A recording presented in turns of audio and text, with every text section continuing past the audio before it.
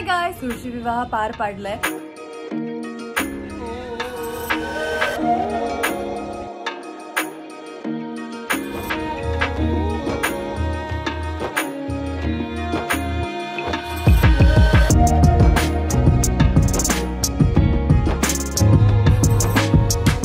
हा व्हिडिओ मला मराठीत करावा लागला कारण तुळशी विवाहाचे फायदे किंवा तुळशी विवाह का करतात।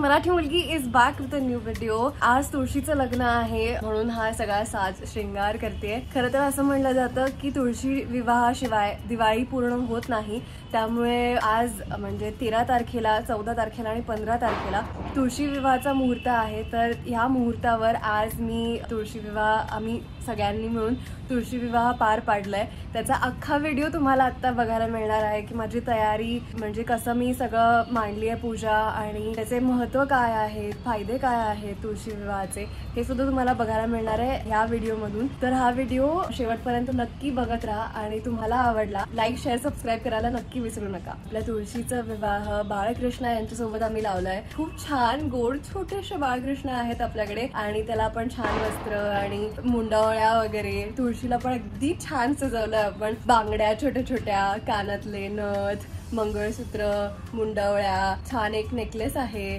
जोडवी पण आहेत, असं सगळं तिला छान सजवलंय। आणि मागे तुम्ही बघता तिथे पण झाडाला छान मिरची लाईट्स लावलेत आम्ही। तर खूपच छान आणि प्रसन्न वाटतंय घरात। आमच्या तुळशीच्या विवाहाला यायचं बरं का। तुळशी विवाह हे एक व्रत मानले गेले आहे आणि हे व्रत केल्याने कर्त्याला कन्यादानाचे फळ मिळते असं म्हणतात। तर साधारण ज्यांच्या घरात कोणी लग्न करू पाहताय किंवा ज्यांचं लग्न होत नाहीये, खूप वेळ लागतो लग्न व्हायला, अशा मुला मुलींनी तुळशीच्या विवाहात सहभागी व्हायला हवं। त्यांच्या घरात तुळशीचा विवाह पार पाडला गेलं पाहिजे, हे एक महत्त्व आहे तुळशी विवाहाचं।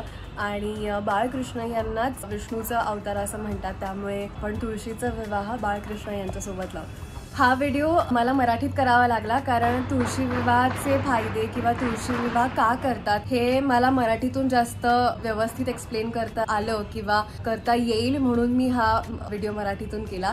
त्यामुळे माझे जे हिंदी सबस्क्रायबर्स आहेत त्यांना जर नसेल कळलं तर आय एम रिअली सॉरी। तुम्ही मला DM करू शकता किंवा मी खाली कमेंट सेक्शनमध्ये हिंदीमधून हे का करतात आणि कसं करतात आणि मी कशी पूजा मांडली हे तुम्हाला मी डिस्क्रिप्शन बॉक्समध्ये लिहून देते, तुम्ही ते वाचा, तुम्हाला नक्की कळेल। दिवाळी झाली की तुळशीच्या लग्नाची तयारी सुरू होते। हा सणही दिवाळीचाच एक भाग मानला जातो आणि तो तितक्याच दिमाखात साजरा केला जातो। तुळशी विवाहानंतर मंगल कार्य म्हणजेच लग्न समारंभाची सुरुवात होते। कार्तिक शुद्ध द्वादशी ते पौर्णिमेपर्यंत तुळशी विवाह साजरे केले जातात। तुळशी ही अत्यंत उपयुक्त वनस्पती आहे। असं म्हणतात तुळशी वृंदावन असे ज्याच्या घरी त्याला बघून यमही दूर पळी। प्रत्येकाच्या घरी तुळशी वृंदावन असावं आणि असतंही। समुद्र मंथनातून अमृत कळश बाहेर आले तेव्हा त्यातून काही थेंब जमिनीवर पडले, त्यातून तुळशीची निर्मिती झाली। विष्णूला तुळशी अतिशय प्रिय आहे आणि विष्णूचे रूप श्रीकृष्ण आणि विठुराया यांना आपण तुळशीची पानं आणि मंजिरी वाहतो। आयुर्वेदात तुळशीचं फार महत्त्व आहे। द्वापार युगात विष्णूचा अवतार असलेल्या श्रीकृष्णाशी तुळशीचं म्हणजेच वृंदेचं रुक्मिणी होऊन लग्न झालं असं मानलं जातं। तेव्हापासून तुळशीच्या विवाहाची प्रथा सुरू झाली असं मानतात। माझ्या लहानपणीपासून बऱ्याच आठवणी आहेत तुळशी विवाहाच्या। माझी आजी, माझी आई,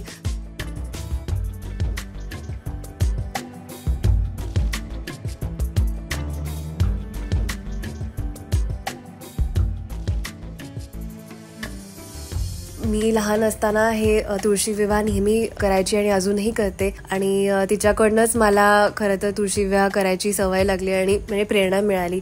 म्हणजे 5 दिवस आधीच कुंडी रंगवायची किंवा छान सगळं घर साफ करून घ्यायचं, त्याच्यानंतर कुंडीच्या अवतीभवती रांगोळी काढायची, श्रीकृष्णाच्या आवडीचे पदार्थ करायचे, गोडाचं नैवेद्य दाखवायचं, अनारसे करायचे, त्यामुळे अनारसेचा अख्खा घमघमाट असायचा घरात आणि सगळ्या लहान मुलांची गडबड आणि लुडबुड असायची की काय करते आई, काय करते, त्यामुळे खूपच छान वाटायचं घरी। अख्ख्या घरभर पसरलेला सुगंध मला आजही आठवतोय। तुळशीचे मामा म्हणून उसाचे खांब आणायला बाजारात जायचं, श्रीकृष्णाला हळद लावायची, अभ्यंग स्नान घालायचं आणि संध्याकाळी तुळशीचं लग्न लावायचं। आणि मग मंगलाष्टकं. अनेक आठवणी मनात दाटून आल्या आणि आमचं दोघांचं म्हणजे माझं आणि सिद्धार्थचं आता नुकतंच लग्न झाल्यामुळे आम्हाला त्याही आठवणी अगदीच फ्रेश आहेत मनात आणि त्या सुद्धा परत आठवल्यासारख्या झाल्या. त्यामुळे आम्ही हे एकमेकांकडे बघून हसत होतो. एकदम छान वाटत होतं ते तुळशीचं लग्न लावताना, कारण 6 महिन्यापूर्वी आम्ही अंतरपाटाच्या अलीकडे आणि पलीकडे होतो आणि आज आम्ही अंतरपाट पकडलं होतं तुळशीचं लग्नाचं. त्यामुळे इतकं छान वाटत होतं ते सगळं आणि त्या आठवणीत रमून जावं असं वाटतं.